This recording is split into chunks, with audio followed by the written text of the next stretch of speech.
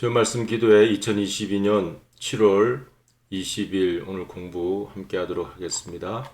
오늘은 기독교 핵심 진리 제8부 교회와 성내전, 이제 교회론입니다. 이제 교회에서는 성내전이 베풀어지고 있습니다. 그래서 79과 80과 81과 성내전 세례, 유아 세례에 대해서 공부하겠습니다. 오늘은 이 성내전 중에 이제 세례를 공부하는 것이고요. 다음 주는 성찬식을 공부하도록 그렇게 하죠. 교회론 공부 중에 교회에서 하는 은혜의 수단, 외적인 은혜의 수단이 이 세례와 성찬이 있다는 것을 공부하도록 합니다.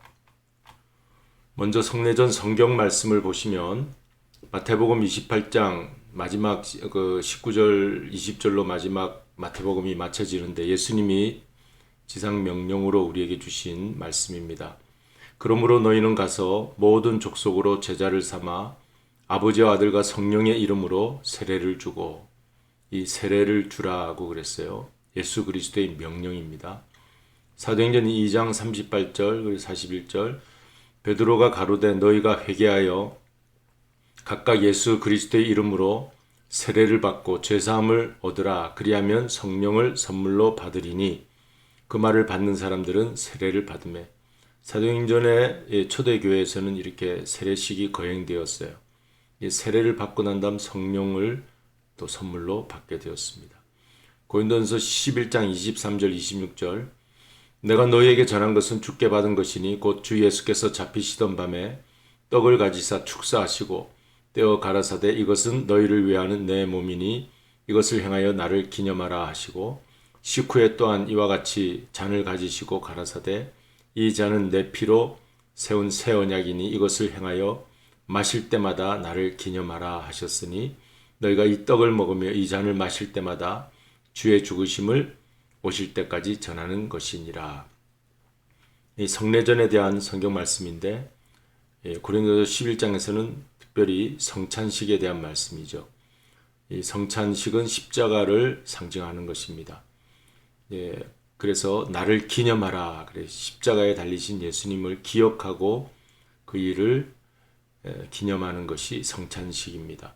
갈라디아서 3장 27절 누구든지 그리스도와 합하여 세례를 받은 자는 그리스도로 옷 입었느니라.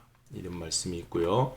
이제 세례에 대한 말씀을 보시면 로마서 6장 3절 4절 무릇 그리스도 예수와 합하여 세례를 받은 우리는 그의 죽으심과 합하여 세례받은 줄을 알지 못하느냐. 그러므로 우리가 그의 죽으심과 합하여 세례를 받음으로 그와 함께 장사되었나니 이는 아버지의 영광으로 말미암아 그리스도를 죽은 자 가운데서 살리심과 같이 우리로 또한 새 생명 가운데서 행하게 하려 함이니라. 고린도전서 12장 12절 14절 몸은 하나인데 많은 지체가 있고 몸의 지체가 많으나 한 몸인가 같이 그리스도도 그러하니라. 우리가 유대인이나 헬라인이나 종이나 자유자나 다 한 성령으로 세례를 받아 한 몸이 되었고 또 다 한 성령을 마시게 하셨느니라. 골로새서 2장 11절 12절 또 그 안에서 너희가 손으로 하지 아니한 할례를 받았으니 곧 육적 몸을 벗는 것이요 그리스도의 할례니라. 너희가 세례로 그리스도와 함께 장사한 바 되고 또 죽은 자들 가운데서 그를 일으키신 하나님의 역사를 믿음으로 말미암아 그 안에서 함께 일으키심을 받았느니라. 이제 세례에 대한 말씀을 나눴는데 세례는 그리스도와 함께 장사된다, 죽었다, 그리고 또 다시 일으키시는 부활의 주님과 함께 다시 살아난다. 이제 그런 의미가 있다는 것입니다. 이제 세례 가운데 또 유아 세례라는 교리가 있는데 읽겠습니다. 창세기 17장 1절 14절 이제 10절만 읽습니다. 너희 중 남자는 다 할례를 받으라. 이것이 나와 너희와 너희 후손 사이에 지킬 내 언약이니라. 12절 난지 8일 만에 할례를 받을 것이라. 사도행전 2장 38절 39절 베드로가 가로되 너희가 회개하여 각각 예수 그리스도의 이름으로 세례를 받고 죄의 사함을 얻으라. 그리하면 성령을 선물로 받으리니 이 약속은 너희와 너희 자녀와 모든 먼데 사람 곧 주 우리 하나님이 얼마든지 부르시는 자들에게 하신 것이라.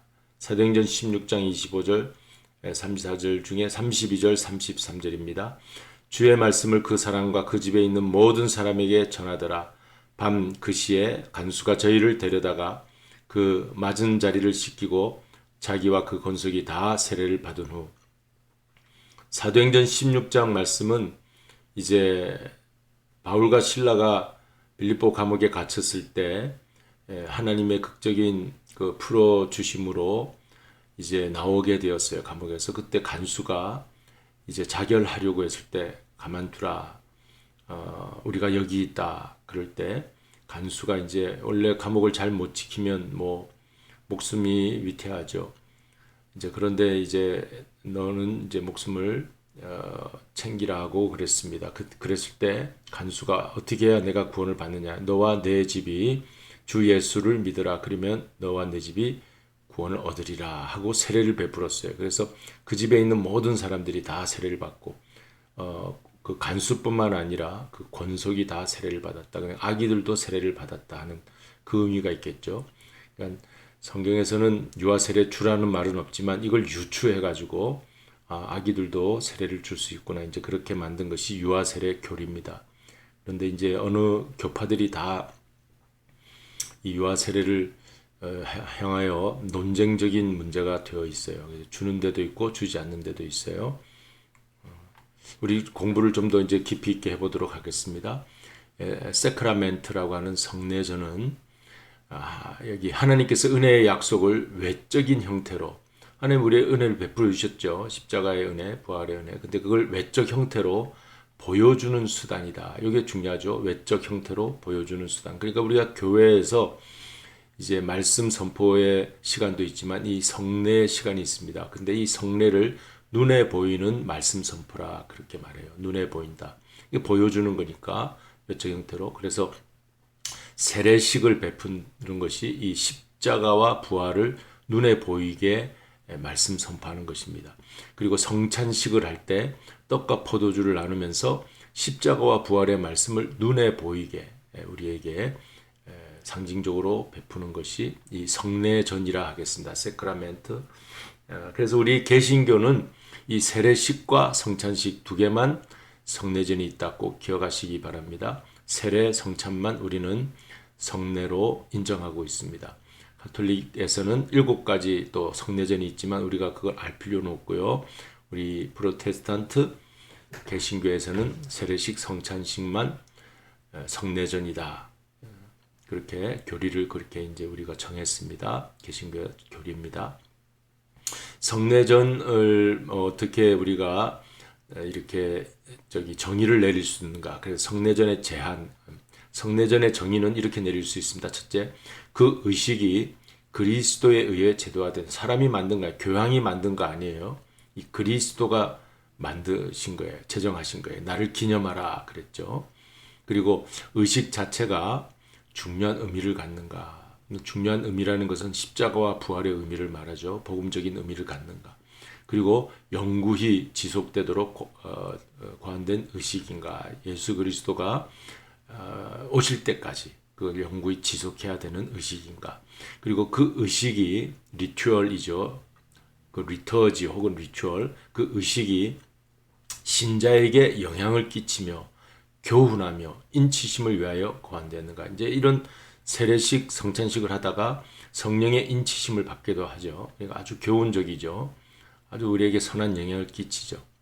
세례의 의미는 물에 잠겼다가 다시 나오는 거잖아요. 그러니까 우리가 죽었다가 다시 사는 것 말하고.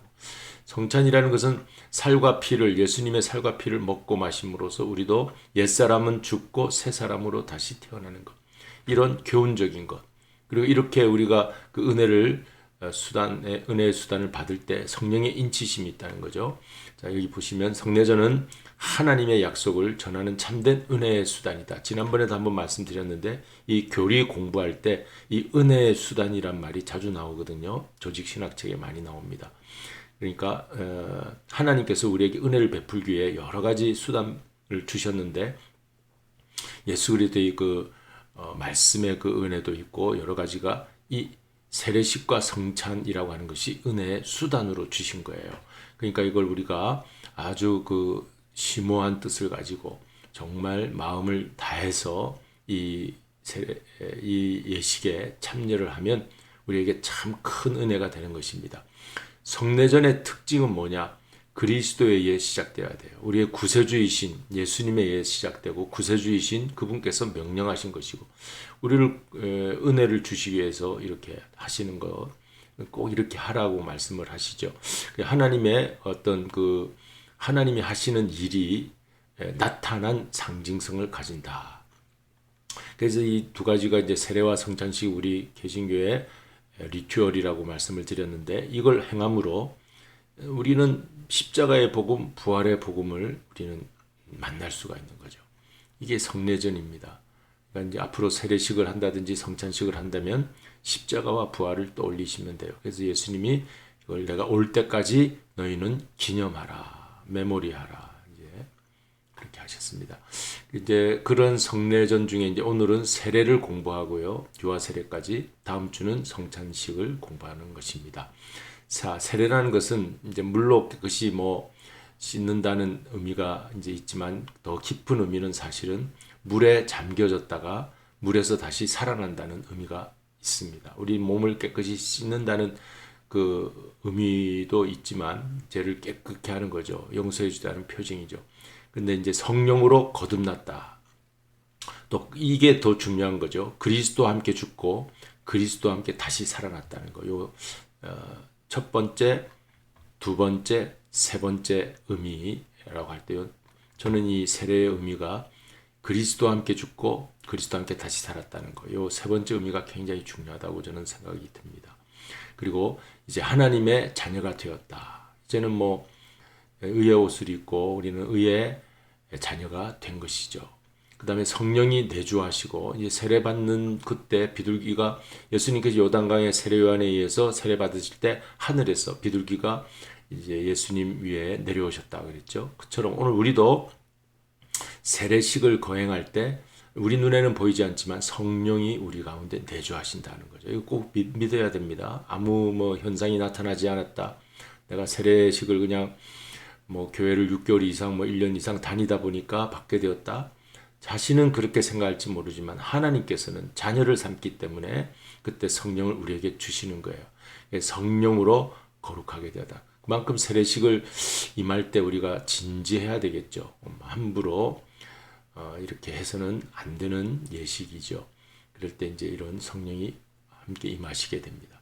자, 세례는 물로 씻는 것을 의미하는데 이제 그래서 물 속에 이제 들어가는 거죠. 침수. 또 물에 잠깐 담겼다가 나오고 이제 뿌리기 이런 것들이 있다는 것이고요. 세례는 그러니까 이제 물에 완전히 담겨지는 것이 그 침례라고 하잖아요. 침례가 사실은 그 성경적인 바른 뜻입니다. 세례식이라고 하는 것은 뭐 깨끗이 씻는다는 의미가 있는데 침례가 더 성경적인 의미예요. 물 속에 들어가서 죽었다가 물 속에서 다시 푸 하고 이제 숨을 쉬고 나오는 거, 살아나는 거죠. 그러니까 홍해 이스라엘 백성이 건넜다는 것도 이제 세례의 의미인데 홍해 속에 빠져서 다 죽은 것을 우리 하나님께서 이스라엘 백성 자녀로 삼으려고 애굽의 모든 옛 생활은 벗어버리고 다 버리고 이제 홍해를 건너서 가나안 땅 가서 가나안의 새 백성 만드시잖아요. 그게 이제 홍해의 그 세례의 의미죠. 그것이 사도 바울이 그렇게 해석을 했습니다. 홍해를 걷는 것이 세례를 받은 것이다.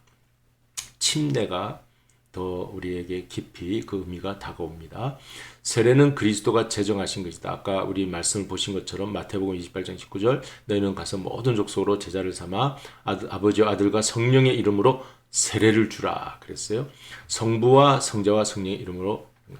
자, 그래서 이제 물 세례를 하면 아까 비둘기가 예수님 이제 요단강에서 세례 받으실 때 머리 위에 비둘기가 성령이 딱 내려오신 것처럼 성령의 세례도 받는다. 예수님이 요한은 나는 물로 세례 주지만 내 뒤에 오시는 분 예수님은 성령으로 세례를 주신다 그랬어요. 예수님이 늘 공생의 기간 동안 하신 말씀이 내가 가면 또 다른 보혜사 성령이 오신다 그랬어요. 우리가 예수를 믿는 사람은 내 안에 성령이 거하여 내주하고 계시는 것입니다. 이걸 이제 더 강력하게 성령 충만한 은혜를 받는 것을 또 성령 세례라고 그래요. 언젠가 한번 우리가 예수를 믿다가는 이제 내가 뜨거워지고 우리가 예수를 믿기는 하지만 뜨겁게 믿지를 못하는 사람들이 있잖아요. 그때 성령이 불같이 임하면 우리가 뜨거워지죠. 그래서 우리가 한번 불체험을 해야 돼. 성령 체험을 한번은 해야 되죠. 신앙생활 하다가 뜨뜻미지근하게 이제 우리가 신앙생활 하다가는 우리 마귀의 밥이 될 수가 있어요. 그러니까 우리는 마귀를 대적하고 어둠의 세력을 물리치면서 성령께서 역사하도록 이제 성령 세례를 사모해야 하겠습니다. 그런데 자꾸 성령 세례를 자꾸 받아야 된다면 내가 성령 받지 않았나 이런 그 의심이 생기기 때문에 그렇게 강조하지 않는데 이미 성령님이 내 안에 내주하고 계십니다. 그런데 소멸될 수가 있어요. 그러니까 충만하게 받아야 돼요.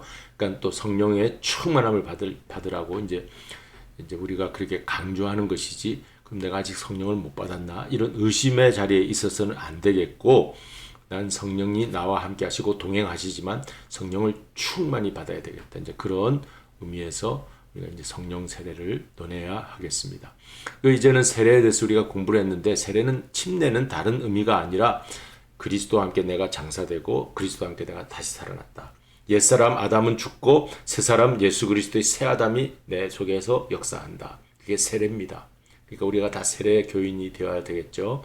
근데 이제 우리가 이런 신앙 고백을 다 하고 예수님이 누군지 알고 받는 것이 세례고, 어릴 때 유아 때 부모님이 예수를 믿어서 너 아기가 앞으로 자라면서 하나님 이야기는 하나님께 바칩니다 하고 드려진 그 세례가 유아 세례라 부릅니다. 근데 여러 교파에서 아직도 논쟁적이에요. 그래서 신약은 유아 세례를 명백하게 하라 명한 것도 아니고 금하라 한 것도 아니에요. 신약에서는. 근데 구약에서는 그 할례를 행하라 그랬어요. 그 아브라함 때부터, 그리고 아들 이삭이 난지 8일 만에 할례를 받잖아요. 그 모세가 또 할례를 행치 않았을 때 하나님께서 그를 막 이렇게 그 광야에서 그 백성들과 함께 막 하나님이 진노하신 적이 있습니다. 그러니까 하나님 백성이 되려면 할례를 받아야 되었어요. 근데 그 할례가 오늘 신약에서의 세례냐 하는 그 문제는 논쟁적인 문제입니다. 그러니까 꼭 같이 그렇지 않죠.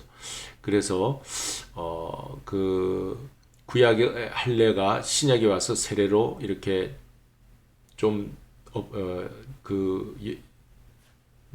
연결선상에서 이어진 것은 아닌가 그렇게 이제 생각은 할 수 있지만 꼭 같은 것은 아니라고 할 수 있어요. 왜냐하면 예수님도 난지 8일 만에 할례를 받으셨는데 이제 공생을 시작하시면서 세례 요한으로부터 받으셨잖아요.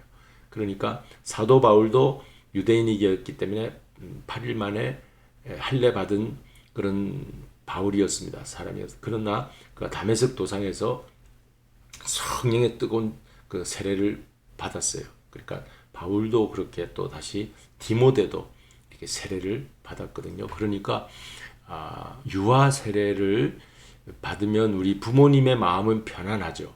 그렇지만 그 아기는 아무것도 모르는 채로 예수님을 신앙으로 고백하지 않고 이게 신자가 된 것이기 때문에 한 번은 장성하여서 꼭 예수님이 나의 구주이십니다.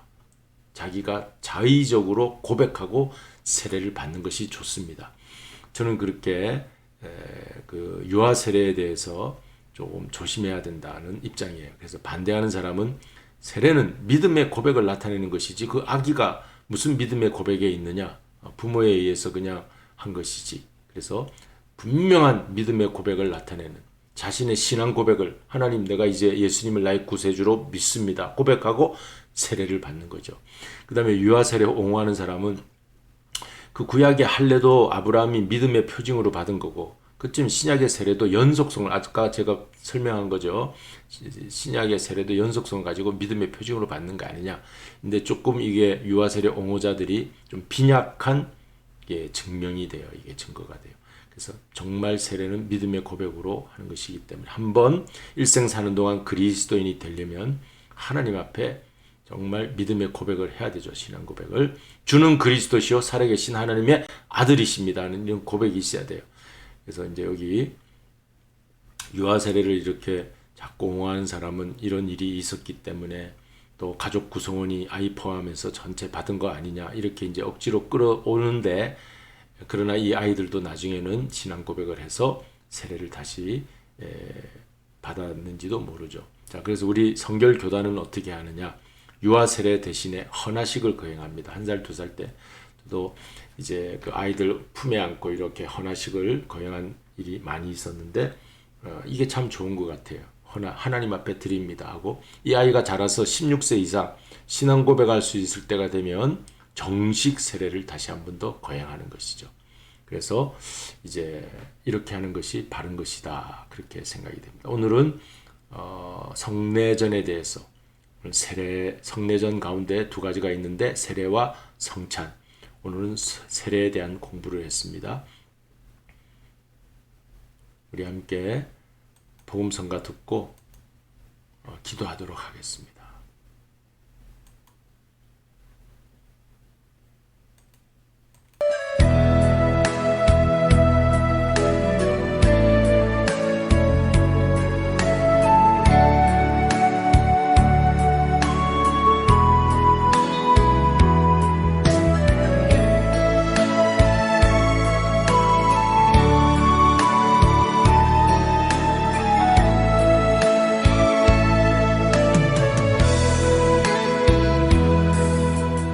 왜 나만 겪는 고난이냐고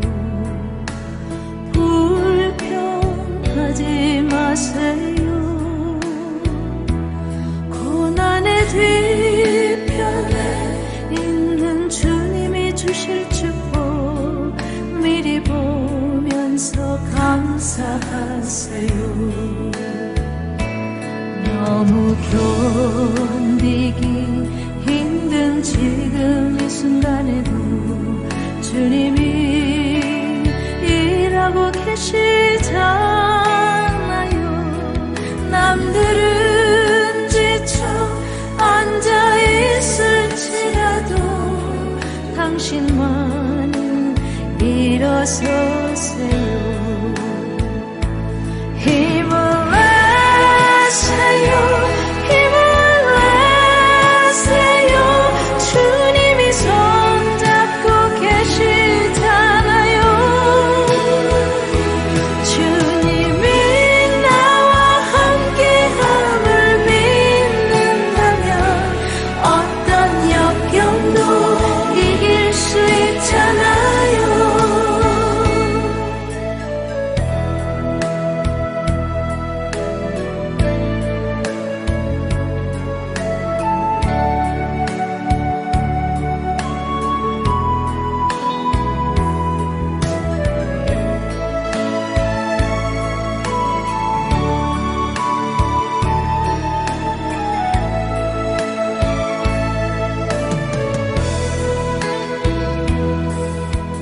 왜 이런 슬픔 찾아왔는지 원망하지 마세요.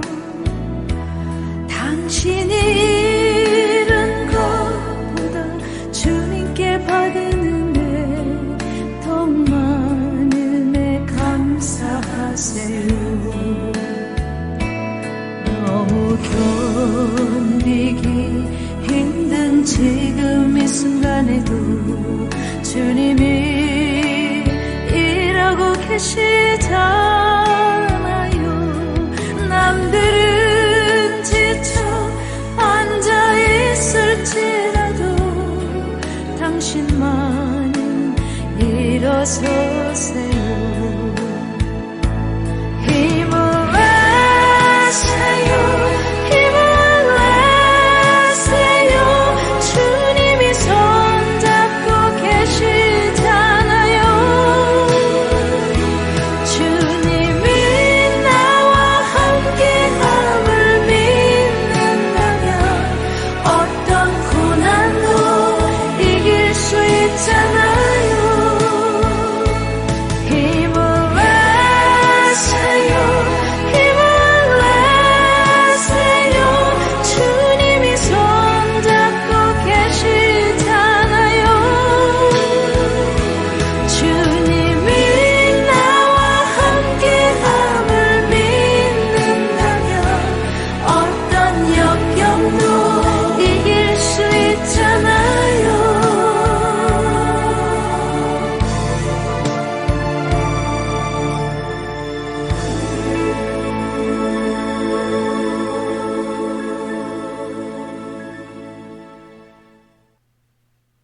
네, 우리 이제 기도하시는데 그 세례식은 한 번 하면 되고요. 계속 하는 거 아닙니다.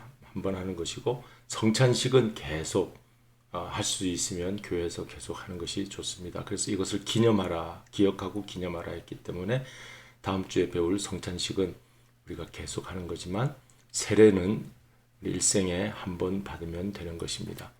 우리 기도하도록 하겠습니다. 주님, 이 세례와 성찬을 통해 십자가와 부활의 그 은혜의 수단을 우리가 깨달을 수 있게 하여 주시옵시고, 이렇게 우리는 옛사람이 죽고 새 사람으로 거듭나는 삶을 살아 하나님의 자녀로서의 이 땅에서의 하나님 나라 백성으로서의 삶을 살아갈 수 있게 하여 주시옵소서. 예수님의 이름으로 기도드리옵나이다. 아멘. 하늘에 계신 우리 아버지여, 이름이 거룩히 여김을 받으시오며 나라에 임하옵시며 뜻이 하늘에서 이룬 것 같이 땅에서도 이루어지이다. 오늘날 우리에게 일용할 양식을 주옵시고 우리가 우리에게 죄 지은 자를 사하여 준 것 같이 우리 죄를 사하여 주옵시고 우리를 시험에 들게 하지 마옵시며 다만 악에 쏘옵소서.